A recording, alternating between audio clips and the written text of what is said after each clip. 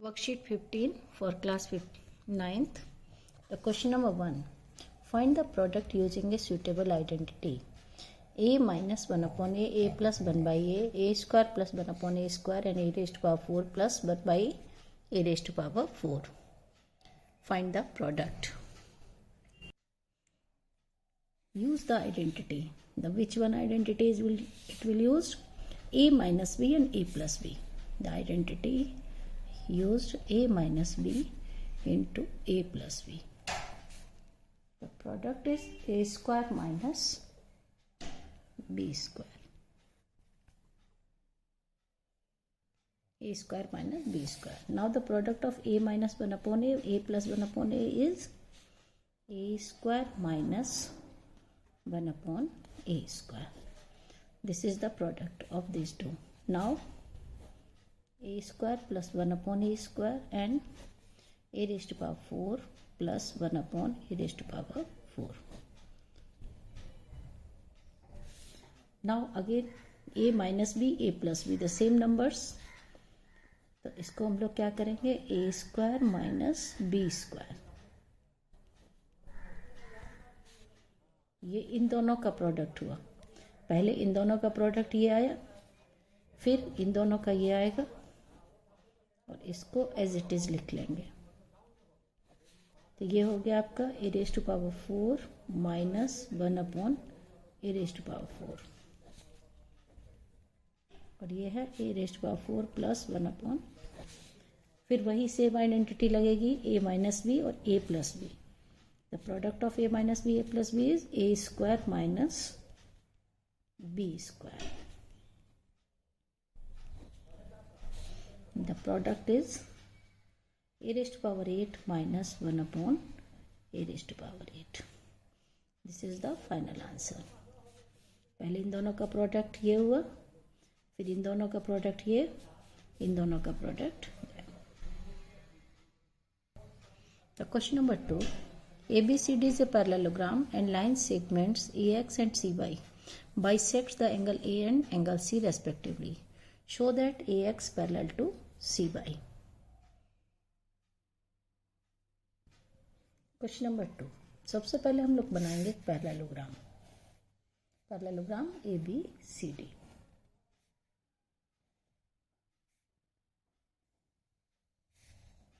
Parallelogram A B C D. AX bisects angle A. This is the line AX. Bisect angle A means this angle equal. Angle 1 equal to angle 2. Angles are equal, bisect करता है. Same C by angle C. ये bisect करता है angle C को. तो suppose ये angle 3 है और यहाँ पर एक angle हम लोग डालेंगे 4. Okay. Now angle DAB equal to BCD. Opposite angles of parallelogram.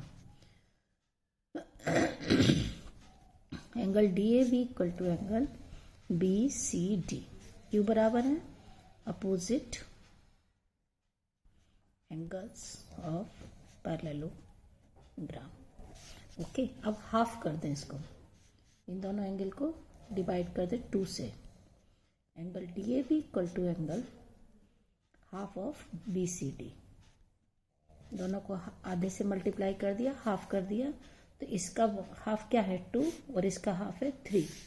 तो हम लोग कह सकते हैं angle 2 equal to angle 3. Angle 2 equal to angle 3. लेकिन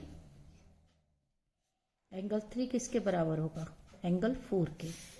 एंगल 3 इक्वल टू एंगल 4. क्यों? Alternate angles. पैरेललोग्राम है तो दोनों क्या बनेंगे? Alternate angles. 3 equal to 4. अब 3 इक्वल टू 4 है, 2 equal to 3, 3 equal to 4. Therefore angle 2 equal to angle 4. ये इसके बराबर है, ये इसके बराबर है, इसलिए 2 और 4 क्या हो गए आपस में? इक्वल. बट दीज आर किस तरीके के एंगल हैं? Corresponding angles.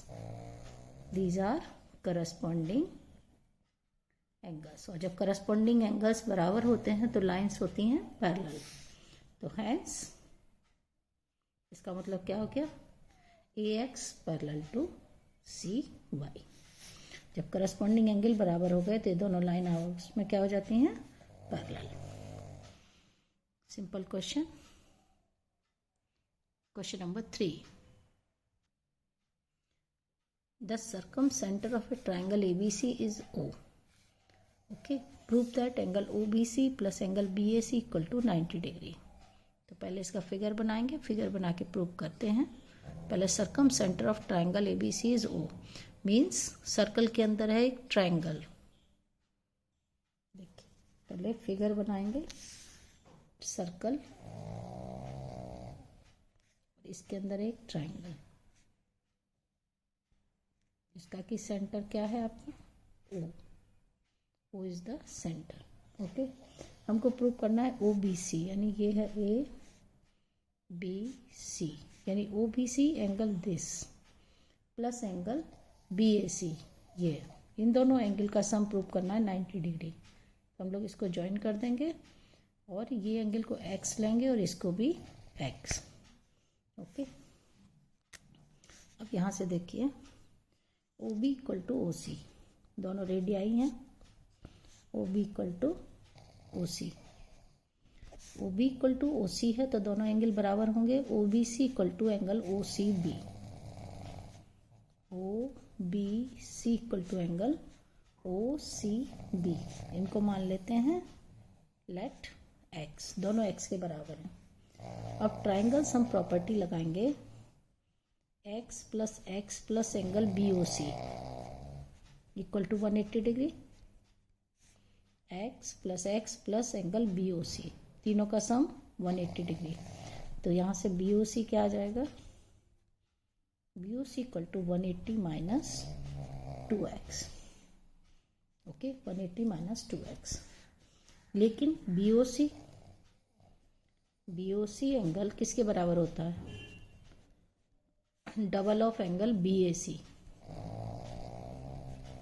इस एंगल का डबल बनता है सेंटर पर, यानी BAC equal to half of BOC, या BOC 2 टाइम्स। यहाँ लिख देंगे angle subtended at centre. Centre वाला हमेशा रेस्ट ऑफ आर्क का डबल होता है। ठीक है, तो अब ये BOC यहाँ से कितना है, 180 minus 2x equal to 2 times angle BAC। तो यहाँ से हम लोग BAC क्या कहलाएगा, 2 से डिवाइड कर दें इसको तो ये क्या हो जाएगा, 90 minus x, 180 minus 2x divide by 2, 90 minus x। अब देखिए हमको पूछा क्या है, angle BAC plus angle OBC। हमको इन दोनों का सम निकालना है, BAC प्लस OBC। BAC को हम लोग लिखेंगे 90 माइनस x और OBC है आपका x, दोनों को ऐड करेंगे, आ गया 90 डिग्री। हेंस प्रूव्ड, हो गया prove. Question number 4, construct a triangle whose sides are 3.6 cm, 3 cm and 4.8 cm. Bisect the smallest angle and measure each part. देखिए कंस्ट्रक्शन के लिए सबसे पहले हम लोग बेस बना लेंगे 4.8, जो सबसे बड़ी साइड है उसको यहाँ बनाएंगे, और एक है 3 और एक है 3.6, तो यहाँ से 3.6 सेंटीमीटर कट मारेंगे और यहाँ से आर्क करेंगे 3 सेंटीमीटर का, तो ये आपका बनेगा ट्राइंगल। ओके, ये 3.6 सेंटीमीटर एंड 3 सेंटीमीटर। अब हम लोग को पता है कि angle opposite to the smallest side it be smaller. सबसे छोटा एंगल कौन सा होता है, सबसे छोटी साइड के सामने वाला एंगल सबसे छोटा होता है, बड़े के सामने वाला बड़ा। तो इसको हमको बाइसेक्ट करना है, तो इसको यहाँ से बाइसेक्ट करेंगे ऐसे, और इस एंगल को मेज़र कर लेंगे कितना डिग्री है by using protractor. Okay.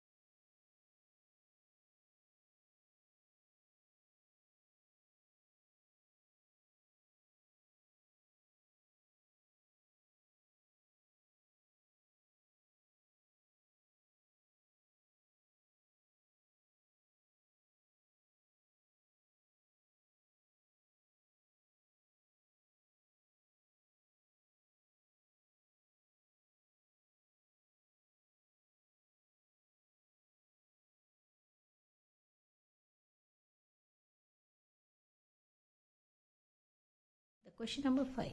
If the height and radius of the cone is tripled, then find ratio of the volume of new cone to that of the original.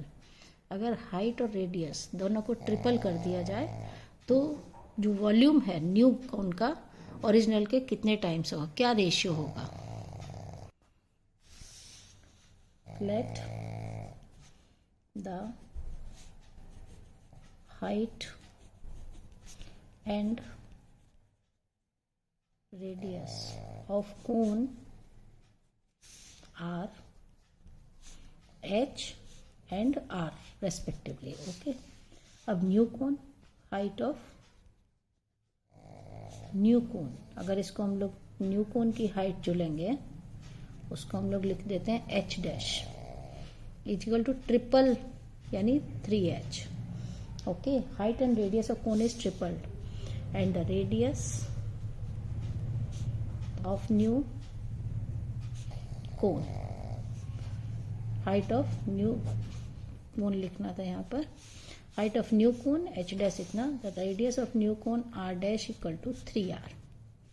Find the ratio of the volume to the new one, volume of new cone to the volume of, ratio निकालना है हमको volume of original कोन. यहाँ पर लिखेंगे ratio. तो volume of cone का formula क्या होता है, 1/3 पाई न्यू वाले का h dash r dash square h dash by original का 1/3 पाई r स्क्वायर h.